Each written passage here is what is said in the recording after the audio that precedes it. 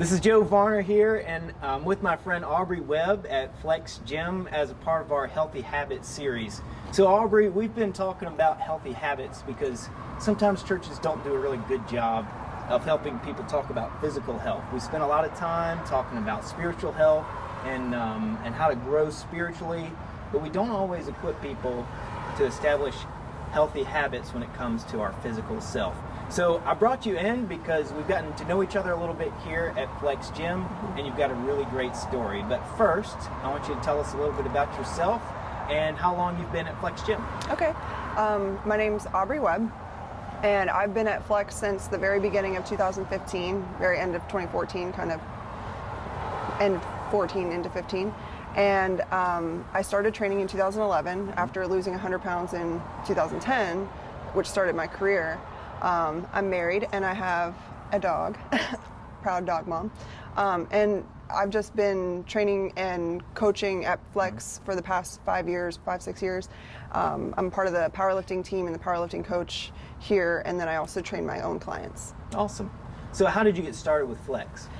With Flex, I was working at One Life and I was unhappy because the environment was turning more corporate, and came over to Flex, and a friend introduced me, and it's like a family here, and I found my home. Yeah. So I found my people. That's awesome. One of the themes we've actually been talking about during this series is friendships, and how important it is to have people around you who support you, who accept you for who you are. Absolutely. But also see the potential right in each of us. You've got a really unique story, and as you know, it's already hard to lose 100 pounds, but then also keeping it off. So tell us a little bit about how you got started and what you've done over the years. Well, when I got started, I didn't really intend to lose 100 pounds. It kind of was a series of events that led to that, and I adopted a really temperamental dog, and I started reading about dog behavior and realized he needed a lot of exercise, and so I vowed to walk him an hour every day, which absolutely killed me. And I started noticing my pants feeling looser and just feeling better, like I just felt better. And that was when I decided to weigh myself, saw that I was over 250, and realized I was closer to 300 than 200, and it freaked me out. And from there, I just started making small changes, like I stopped drinking soda and eating fast food first, and that was like 20 pounds, 25 pounds quickly. And so just kind of cascaded from there. Small changes, one change at a time. Yeah, that's really cool. I love hearing about not even starting out thinking you were going to lose 100 pounds. Never thought it would happen. In fact, me and my husband used to joke. He was like, maybe one day you'll get down to 180. Maybe you'll get down to, like, we never thought it was possible. And it just kept chipping away. So. Yeah. So tell me a little bit about that support from your husband. He's been a very profound part of my journey, because when I met him, I was over 250 pounds, and he's just always been, anything that I wanted to do, he was so supportive. And not the kind of supportive where he wanted to do it with me, but just like wanted to be my cheerleader, you know. And even through powerlifting and bodybuilding, he's always been by my side. We've been together for over 12 years now, and he's been the best support, and social support is very important for making healthy changes. Yeah, big time. I mean, when we talk about relationships, that's one of the most important relationships. Absolutely, right? yeah. We've got a spouse or partner who's right there with us, who accepts us fully for who we are, right? But also is there to encourage us. Exactly. When we're trying to reach a new goal. And I also hear that he's got really great taste in football teams. He's a Washington fan of all sports. Yeah. Washington all the way around. Right. So, cool. yeah. All right, so now let's talk a little bit about how to keep it off. You know, one of the things that I hear people say, and that I've heard you say, is that initial weight loss, once you get started, it becomes a little bit exciting, right? And it builds its own momentum. But what about when you reach that goal? I think that I wasn't prepared for how harsh maintenance was going to be.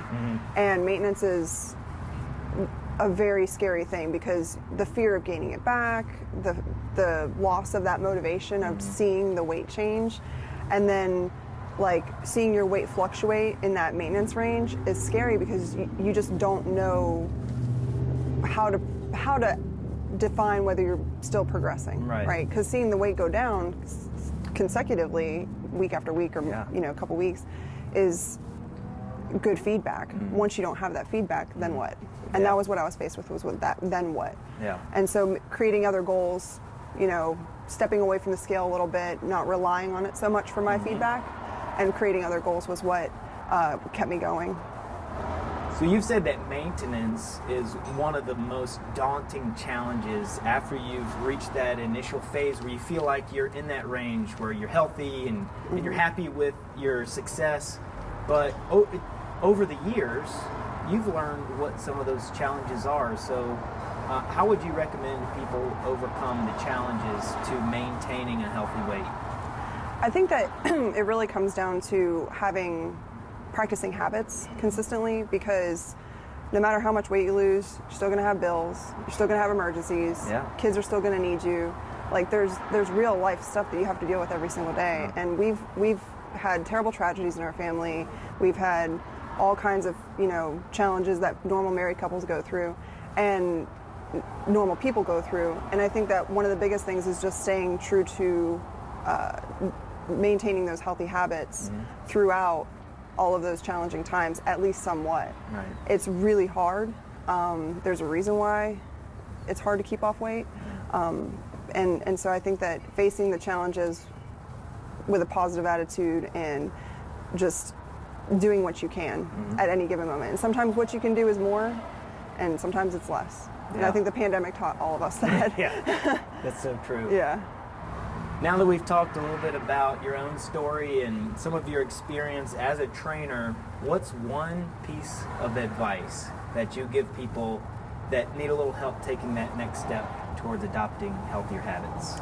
So my piece of advice is 3 parts. It's 1, to chip away and to start on step 1, go to step 2. Don't try to go to step 10 when you're on step 1. And just make small changes that matter and that you can live with. That's very important. A change that matters to you that you can live with. And then just slowly chip away.